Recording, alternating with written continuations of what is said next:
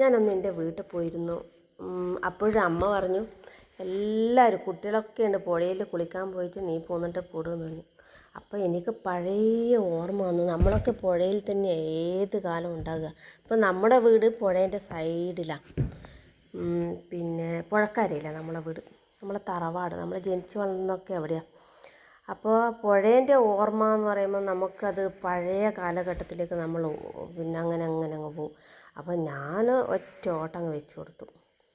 പിന്നെ അമ്മ അറിഞ്ഞ് കുട്ടികളെല്ലാം പുഴയിലാളെ കുളിക്കാൻ പോയിന് എന്നെല്ലാം പറഞ്ഞ് അലക്കാൻ പോയിന് എന്നെല്ലാം പറഞ്ഞപ്പോൾ ഞാൻ എത്രയോ കാലമായി ഞാൻ പുഴയിൽ പോകാതെ. അപ്പോൾ ഞാൻ വിചാരിച്ചൊന്ന് പുഴയിലൊന്ന് കാണാം, അവിടെയെല്ലാം ഒന്ന് ഇറങ്ങാം, വെള്ളത്തിലൊക്കെ ഒന്ന് വെള്ളത്തിലോട്ടെല്ലാം നടക്കാമെന്ന് വിചാരിച്ചിട്ട് അങ്ങനെ ഞാൻ അവിടെ പോയിട്ടൊന്ന് കുറച്ച് വീഡിയോസെല്ലാം എടുത്ത് കുട്ടികൾ കുളിക്കുന്ന കണ്ട് അലക്കുന്ന കണ്ട്. അപ്പോൾ നമുക്ക് പണ്ടത്തെ കാലഘട്ടത്തിലേക്ക് നമ്മൾ അങ്ങനെ ഊളിയിട്ട് പോയി. ഈ കുട്ടികളെ കളിയൊക്കെ കണ്ടപ്പോൾ നമ്മൾ ചെറുപ്പകാലത്തിൽ നമ്മൾ ഇങ്ങനെ തന്നെയാണ്.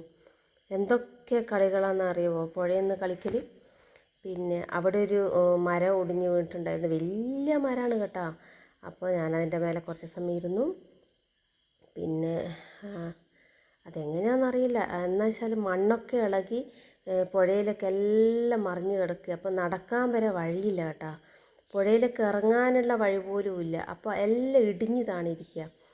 പിന്നെ മഴയത്തായിരിക്കും എല്ലാം താണ് പുഴയിലൊക്കെ എല്ലാം ഇടിഞ്ഞ് താണിട്ടുള്ളത്. എങ്ങനെയൊക്കെയോ ഇറങ്ങിയതിനെ പറ്റൂ, എങ്ങനെയൊക്കെയോ ഇറങ്ങി എങ്ങനെയൊക്കെയോ കയറി മേലെ.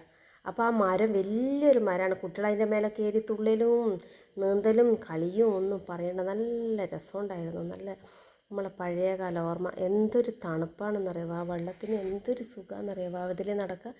വലിയ വെള്ളമൊന്നുമില്ല, കുറച്ച് വെള്ളമേ ഉള്ളൂ ഇങ്ങനെ നിന്നിട്ടുള്ള. പക്ഷെ നല്ല ഒഴുക്കുണ്ട്.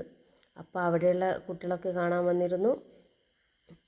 കുറച്ച് കുട്ടികളൊന്നും ഇറങ്ങിയിട്ടുമില്ല പുഴയിൽ. അപ്പം ഞാനിതൊക്കെ കണ്ട് ആസ്വദിച്ച് അങ്ങനെ വീഡിയോസെല്ലാം എടുത്ത്.